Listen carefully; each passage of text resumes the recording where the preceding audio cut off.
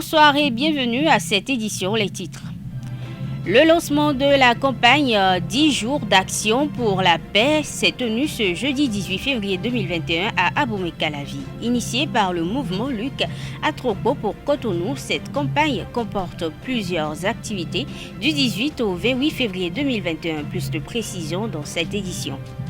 Au cours d'une émission télévisée, le candidat à la vice-présidence, Irénée Agossa, a levé un coin de voile sur ses relations avec ses anciens camarades, les démocrates et la FCBE, ainsi que la stratégie de la dynamique restaurer la confiance. Plus de précisions dans ce 19h. Une table ronde se tient depuis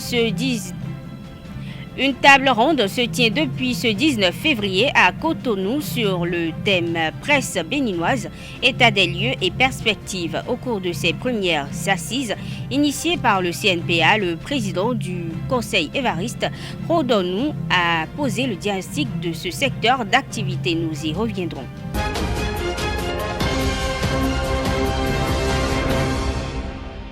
Bonsoir à toutes et à tous. Le mouvement Luc Atropo pour Cotonou était face aux médias dans la salle de conférence de l'Association nationale des communes du Bénin ANCB pour une déclaration de presse dans l'après-midi de ce jeudi 18 février 2021 à Abomey-Calavi. Au menu de cette sortie médiatique, le lancement de la campagne 10 jours d'action pour la paix qui a rassemblé un parterre de jeunes porteurs de cette initiative qui court du 18 au 28 février 2021 en souvenir du 31e anniversaire de la Conférence nationale des forces vives de la nation qui s'est tenue en 1990. Une initiative circonscrite à Cotonou qui tombe à point nommé en cette veille d'une élection présidentielle où tous, les acteurs sont campés sur leur position. Suivez Philippe Aoufarouin, porte-parole du mouvement LAC, sur des propos recueillis par Abdelkader Achirou et Nassirine Fatoumbi.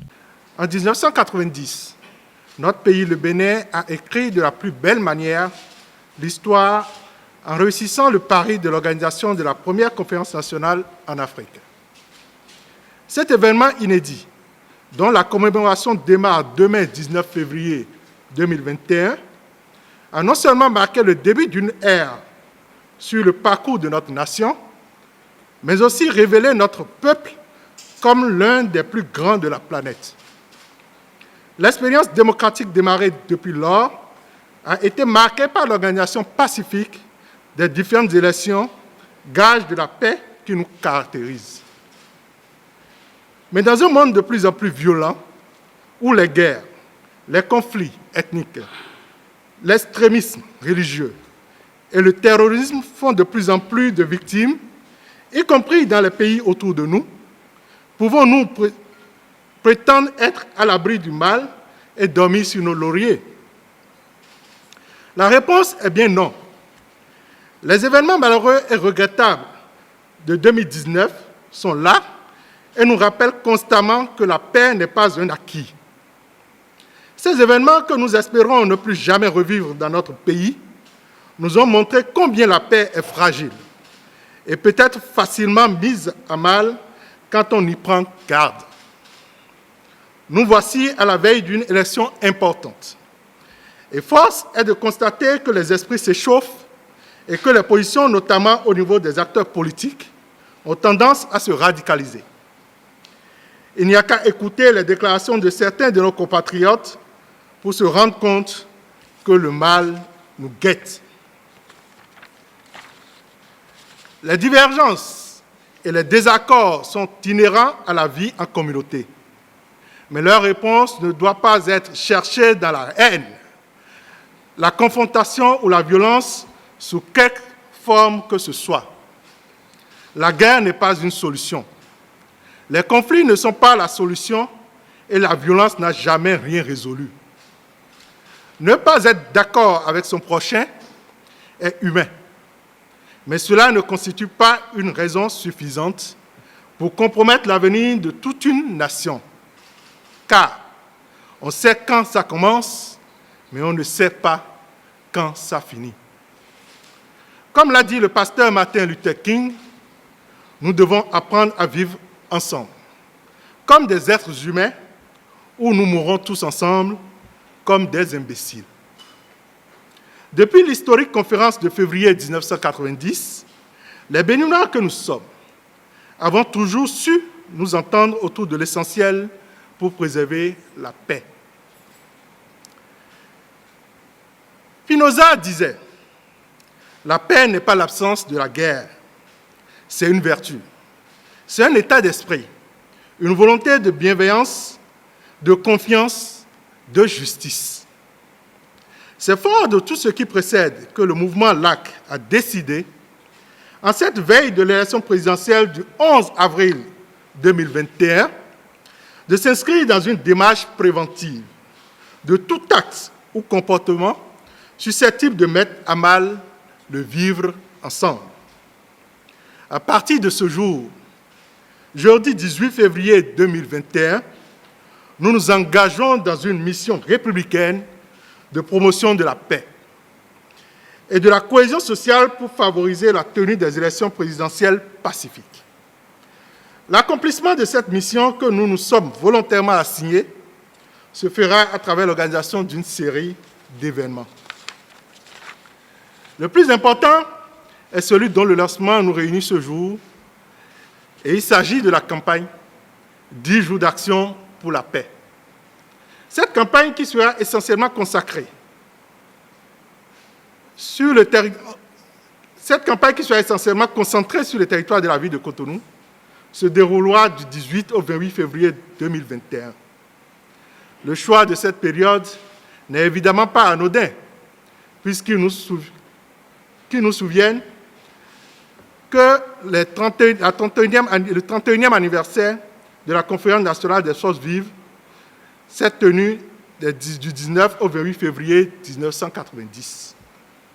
Il s'agit donc pour nous, au travers de diverses activités dont les émissions radio et télé, des campagnes de sensibilisation dans les marchés et autres lieux publics, des rencontres avec les leaders religieux, des séances de prière et autres, de rappeler à chaque Béninois et chaque Béninoise les valeurs de dialogue, de concertation, de tolérance et de patriotisme qui ont favorisé la réussite de la conférence nationale et la consolidation de la démocratie qui en est issue. Nous voulions donc saisir l'occasion de ce point de presse qui marque le démarrage de cette campagne pour lancer un vibrant appel à tous les Béninois et toutes les Béninoises vivant sur le territoire national ainsi qu'à l'extérieur de se joindre à nous pour promouvoir et célébrer la paix. Car dans la paix, aucun développement, sans la paix, aucun développement n'est possible. Nous n'avons qu'un seul pays. Nous n'avons qu'un seul Bénin et nous le voulons en paix. Irénée Agossa, candidat à la vice-présidence, a exposé les enjeux de l'élection présidentielle du 11 avril 2021 pour les partis de l'opposition en début de la semaine sur la chaîne de télévision E-Télé. Le colistier du candidat Corentin Koroué est par ailleurs revenu sur ses relations avec ses anciens camarades du parti Les Démocrates et la FCBE. Oh, nous on est toujours ouverts parce que nous visons le même objectif. S'ils n'ont pas pu, l'humilité devait les amener à nous rejoindre. Puisque nous disons que nous voulons tous que le président Talon quitte le pouvoir. Ils n'ont pas pu. En principe, ils vont nous rejoindre. Nous sommes toujours ouverts. Mais ils nous ont attaqués. Ça veut dire simplement qu'ils ne voulaient pas le départ du président Talon. Et qu'est-ce qu'ils faisaient? Ils ont fait de la souffrance du peuple un fonds de commerce. C'est-à-dire que si le peuple souffre, eux, ils en font un fonds de commerce. Allez passer sur RFI, passer chez les présidents, dire que le peuple souffre. On ne dit pas que ça. Si le peuple souffre, il faut le sauver. Il faut passer par tous les moyens pour sauver le peuple. Donc, il y a une voie. Vous pouvez prendre par cette voie pour sauver le peuple. Vous avez refusé. Et vous vous attaquez à quelqu'un maintenant qui a rempli les conditions pour pouvoir permettre au peuple de s'exprimer. Ça veut dire que vous n'avez jamais voulu sauver le peuple. Vous êtes orgueilleux. Et tout ce que vous êtes en train de faire, c'est de profiter de cette misère et dire que vous êtes opposant. Donc cette élection, va clarifier deux positions. La vraie opposition, qui veut effectivement que ça change, et celle en fait qui exploite la misère du peuple. Je disais que si quelqu'un parmi nous a le parrainage, je suis prêt. Je ne vais même pas hésiter à le rejoindre. Et si on était plusieurs, j'avais même proposé qu'on allait faire un choix en notre sein. C'est ce que moi j'ai dit. Mais il s'est fait que c'est moi. Puisqu'ils étaient sûrs qu'ils allaient passer aussi. On s'est appelé. Et extraordinairement, quand on a fini, je les rappelle, ils ne décrochent pas. Mais un parmi eux a fini par décrocher. Alors, il dit, mais pourquoi toi et pas moi? Je dis, mais c'était toi qui étais dans la logique, ou c'est toi, ou personne. C'est que tu étais dans la logique, ou c'est toi, ou personne. Donc, en réalité, ils ne savent pas ce que c'est que la politique, à peu près. Ça m'étonne. En politique, on n'est jamais dans une position d'extrémisme. Non. Dès que tu sens que ton hypothèse n'a pas marché, dès que tu sens que ça ne part pas dans le bon sens, il n'y a aucune raison que tu insistes. Elle était à l'extérieur, connaissait tous les chefs d'État. Bon, le combat est au Bénin. Et tu laisses, tu dis que tu connais tout le monde. Mais en fin de compte, on a vu, le combat est ici. Quand on veut faire face à son adversaire, quand on veut combattre un adversaire, on ne fuit pas pour dire je suis fort. On lui fait face. Le tigre ne crie pas sa tigritude. Et nous l'avons prouvé. On était là. Je n'ai pas quitté le Bénin. Moi, je ne connais pas Macky Sall. Je ne connais personne. Mais j'ai eu mes parrainages. Et nous avons eu les parrainages. Et aujourd'hui, nous sommes la seule force de l'opposition. Que les FCBE viennent dire ce qu'ils sont. S'ils sont de l'opposition, ils doivent être dans le même objectif que nous. Donc, on n'en a pas discuté. Moi, je ne les ai jamais croisés au cours d'une réunion. Donc, je crois que nous avons encore le temps de voir tout ça. S'ils sont opposants, en quoi nous n'allons pas nous entendre, puisque nous serons 2 contre 1. C'est encore une chance pour nous. En fait, il y a un problème aujourd'hui. Celui qui va remporter les élections d'avril 2021, il doit être absolument un candidat issu du peuple. Et nous, voyez notre itinéraire. Nous sommes un candidat issu du peuple. Et avec le peuple, on ne voit pas un rang dispersé. C'est ceux qui, en fait, ne sont pas dans la logique du peuple qui se sont auto-exclus. La preuve, nous avons dit que notre vision, c'est la restauration de la confiance. Et nous avons été clairs que nous avons un objectif. Pour y parvenir, notre outil, c'est d'avoir un mandat de transition. Donc, nous savons ce que veut le peuple. Le peuple veut la paix et veut que ce pays soit relancé. Par décret en date du 6 janvier 2021, le chef de l'État, Patrice Talon, a procédé à la dissolution de l'Observatoire national des processus électoraux ONPE. Il s'agit du décret numéro 2021-002 portant dissolution de l'Observatoire national des processus électoraux et liquidation de son patrimoine. Le dit décret est signé par le président de la République, Patrice Talon, le garde des Sceaux, ministre de la Justice et de la Législation, Séverin Quenom, et le ministre de l'Économie et des Finances, Romuald Wadayi. Créé par décret numéro 2012-420 du 6 novembre 2012, la mission de l'ONPE consistait, entre autres, à mettre en œuvre et à suivre la politique de l'État en matière d'assainissement et du système électoral en vue d'une meilleure organisation des élections conformément aux lois et tests en vigueur. Pour rappel, Akpaki Zoul Kifouli Lawani, administrateur des services financiers, directeur de l'administration et des finances du ministère de la Justice et de la Législation, a été nommé liquidateur du patrimoine de l'ONPE.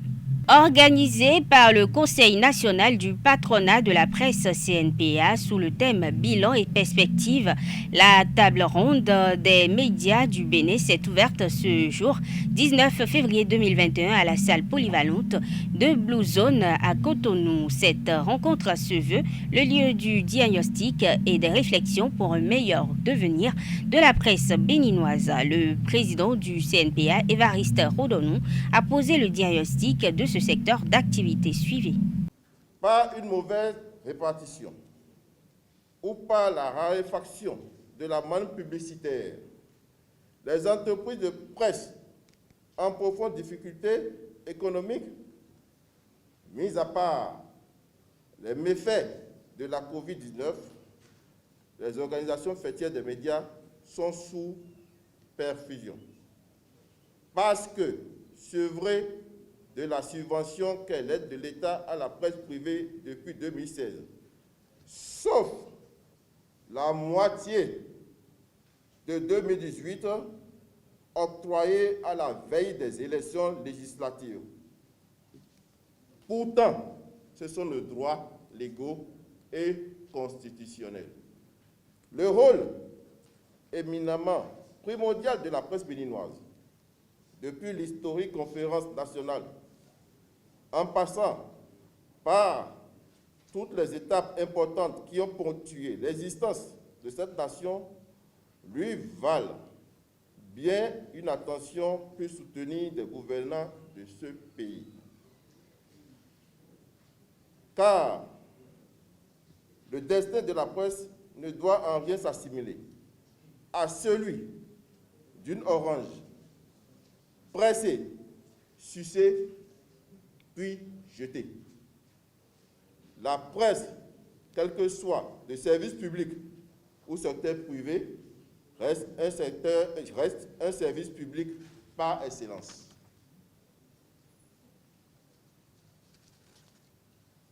Les institutions nationales et internationales, les hommes d'affaires ou autres investisseurs se doivent de voir à travers la presse un allié, que dis-je, un partenaire de premier choix.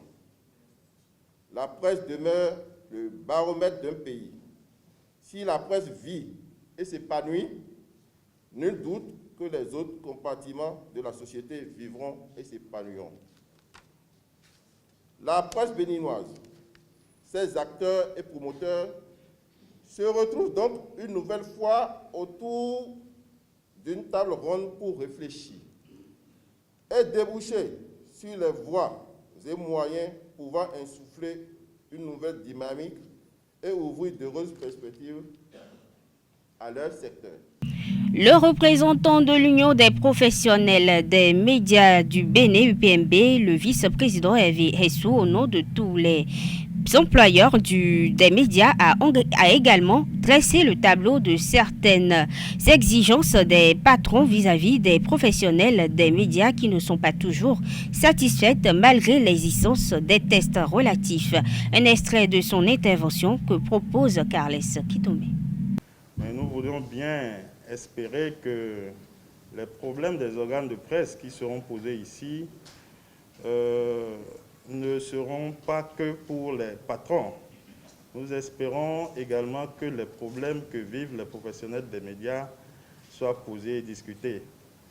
Et donc, nous voudrions ici, avec notre présence, dire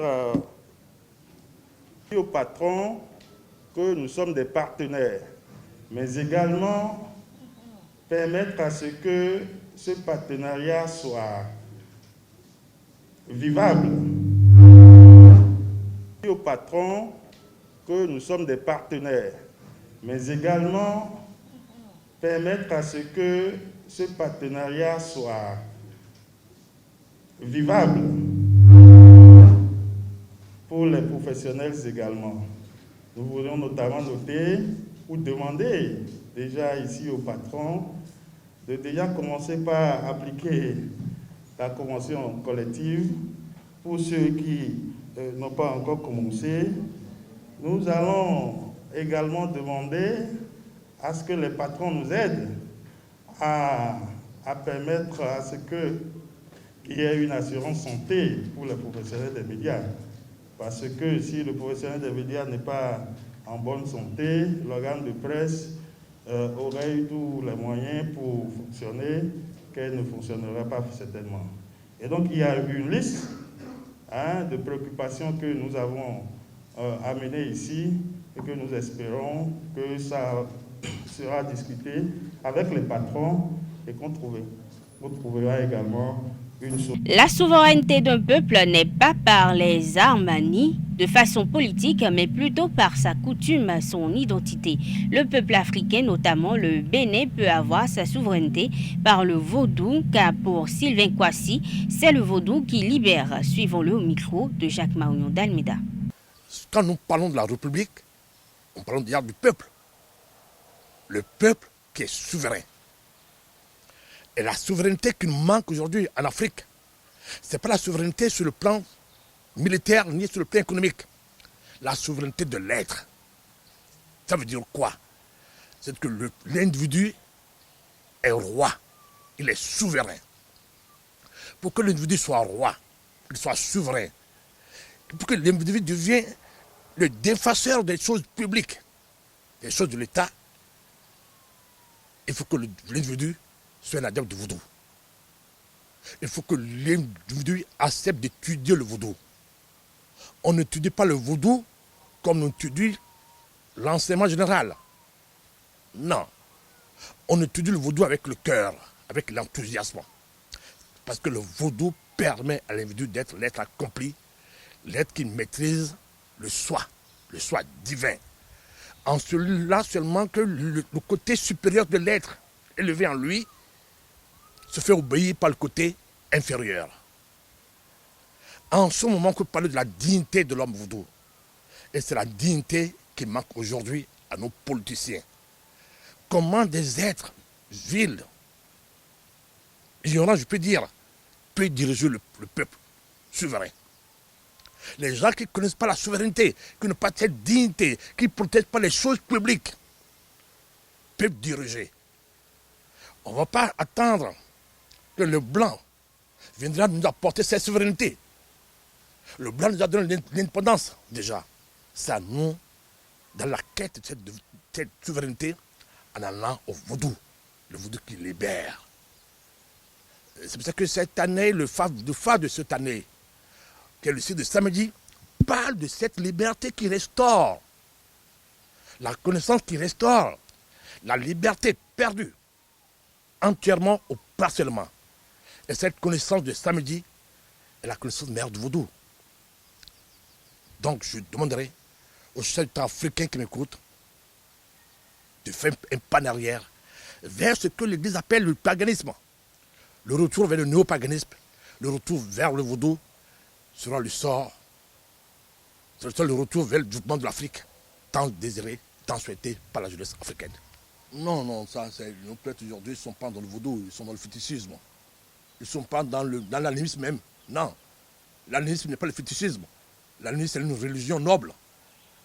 Eux, ils sont dans le fétichisme. Mais comment, mon cher Jacques, imaginez-vous que ce que tu as créé qu'un condensateur fluidique. Et tu amènes, ça s'appelle Sapata, tu amènes le goût, tu amènes ceci, peut te sauver. C'est un champ de vers de terre, un champ de microbes. Mais pourquoi ça ne nous a pas libérés depuis 50 ans? Pourquoi? On parle de la sorcellerie.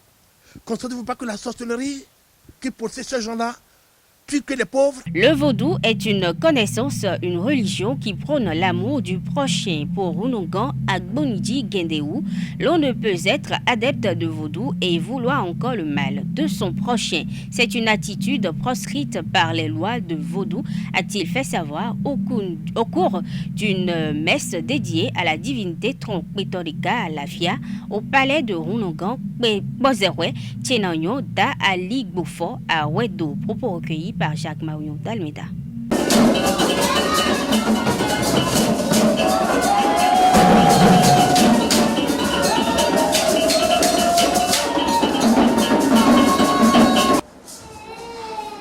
Vaudou, nous jouons. Vaudou, nous jouons. Nous avons vaudou d'arroi, nous limitons un vaudou. Ni de dara mo die long ela de mi ako sa fio me be mi ple bo afi bo jogo vodumbo mo e kan e ro fio mi dina bo do ni o ya mo be mi pepe Mais quand il fait le bolido, mais Dieu a donné une fille, pour le yébodo. Bon, il dit, mais garde le bois, mais le yébodo, il y a son bas sur le bout. Et de la robe, le monde, et le foudon de John. Et le foudon de John. Le nom vaudon, c'est de l'air. Le nom vaudon, c'est le vent. Et c'est ce vent-là qui devait naître.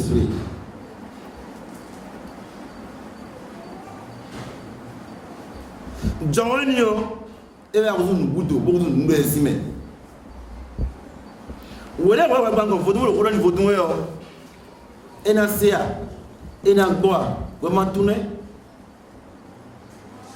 John il y a quand vous avez dit de vous mon dimanche vaudou n'est pas Dieu. Dieu a pas, vaudou a pas. Vaudou c'est un messager de Dieu. Vaudou c'est un messager de Dieu. Vaudou est un pays de Maudon. Vaudou est un pays de Maudon. Bon, nous avons un pays de Maudon et nous avons un Maudon comme ça sur le bout.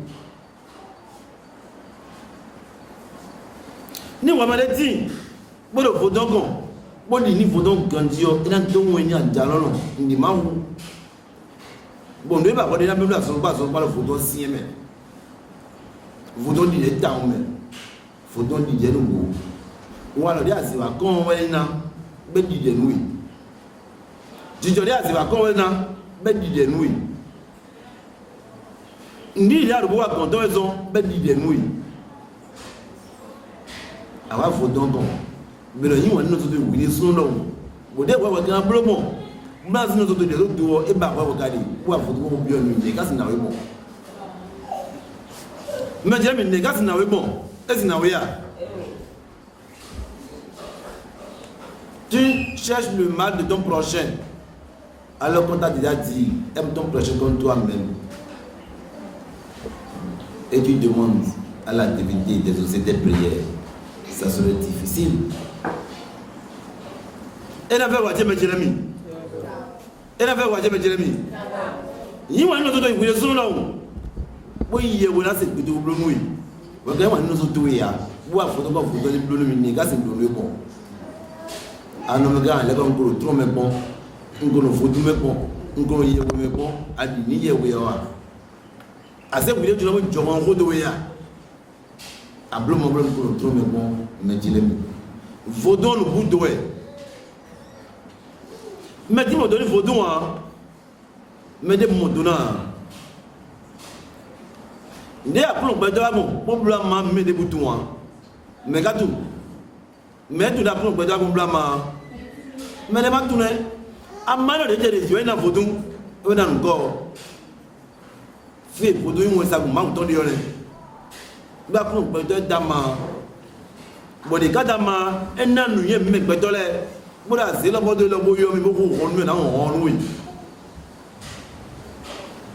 bo ko me de ko me nu ye nu gbo bo se de bo de wu bo won ni bo vodun de kon e be na fun pe to ke kan won ni mi e na won mi la won et là on est là on dit là nous n'avons pas raison pour bien raison pour le foot une bonne raison ben bien à bien ben on m'a on ben on est tout mais là comme me bedole do vie me dire bon que me soga la gadon bon on nous dit là jagbe yo me ça m'a de bodo de où bon là pour bedole quelqu'un me donne photo de que nous noter ouais bon je non on va bien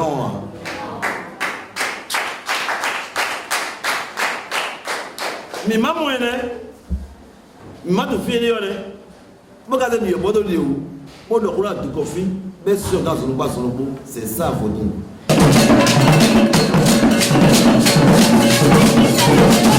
Mesdames et messieurs, nous sommes à la fin de cette édition. Merci de l'avoir suivi. Agréable week-end à toutes et à tous.